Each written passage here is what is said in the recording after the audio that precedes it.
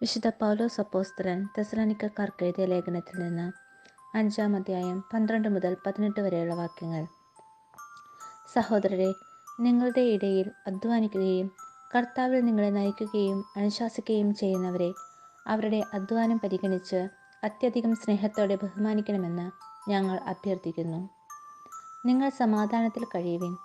സഹോദരരെ, നിങ്ങളെ ഞങ്ങൾ ഉദ്ബോധിപ്പിക്കുന്നു. അലസരെ ശാസിക്കുവിൻ, ഭീരുക്കളെ ധൈര്യപ്പെടുത്തുവിൻ, ദുർബലരെ സഹായിക്കുവിൻ. എല്ലാ മനുഷ്യരോടും ക്ഷമാപൂർവം പെരുമാറുവിൻ. ആരും ആരോടും തിന്മയ്ക്ക് പകരം തിന്മ ചെയ്യാതിരിക്കാനും തമ്മിലും എല്ലാവരോടും സദാ നന്മ ചെയ്യാനും ശ്രദ്ധിക്കുവിൻ. എപ്പോഴും സന്തോഷത്തോടെ ഇരിക്കുവിൻ. ഇടവിടാതെ പ്രാർത്ഥിക്കുവിൻ. എല്ലാ കാര്യങ്ങളിലും നന്ദി പ്രകാശിക്കുകയും. ഇതാണ് യേശുക്രിസ്തുവിൽ നിങ്ങളെ സംബന്ധിച്ചിട്ടുള്ള ദൈവഹിതം. ദൈവവചനമാണ് നാം കേട്ടത്. വിശുദ്ധ മത്തായി എഴുതിയ സുവിശേഷം 18-ാം അധ്യായം 15 മുതൽ 20 വരെയുള്ള വാക്യങ്ങൾ. നിന്റെ സഹോദരൻ തെറ്റ് ചെയ്താൽ നീയും അവനും മാത്രമായിരിക്കുമ്പോൾ ചെന്ന് ആ തെറ്റ് അവനോട് ബോധ്യപ്പെടുത്തി കൊടുക്കുക. അവൻ നിന്റെ വാക്ക് കേൾക്കുന്നെങ്കിൽ നീ നിന്റെ സഹോദരനെ നേടി.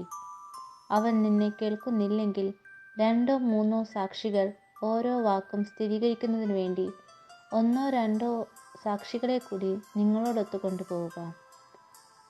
അവൻ അവരെയും അനുസരിക്കുന്നില്ലെങ്കിൽ സഭയോട് പറയുക. സഭയെപ്പോലും അനുസരിക്കുന്നില്ലെങ്കിൽ അവൻ നിനക്ക് വിജാതീയനെ പോലെയും ചുങ്കക്കാരനെ പോലെയും ആയിരിക്കട്ടെ. സത്യമായി ഞാൻ നിങ്ങളോട് പറയുന്നു, നിങ്ങൾ ഭൂമിയിൽ കെട്ടുന്നതെല്ലാം സ്വർഗത്തിലും കെട്ടപ്പെട്ടിരിക്കും, നിങ്ങൾ ഭൂമിയിൽ അഴിക്കുന്നതെല്ലാം സ്വർഗത്തിലും അഴിക്കപ്പെട്ടിരിക്കും. വീണ്ടും ഞാൻ നിങ്ങളോട് പറയുന്നു, ഭൂമിയിൽ നിങ്ങളിൽ 2 പേർ യോജിച്ച് ചോദിക്കുന്ന ഏത് കാര്യവും എൻ്റെ സ്വർഗസ്ഥനായ പിതാവ് നിറവേറ്റിത്തരും. എന്തെന്നാൽ 2-3 പേർ എൻ്റെ നാമത്തിൽ ഒരുമിച്ച് കൂടുന്നിടത്ത് അവരുടെ മധ്യേ ഞാൻ ഉണ്ടായിരിക്കും.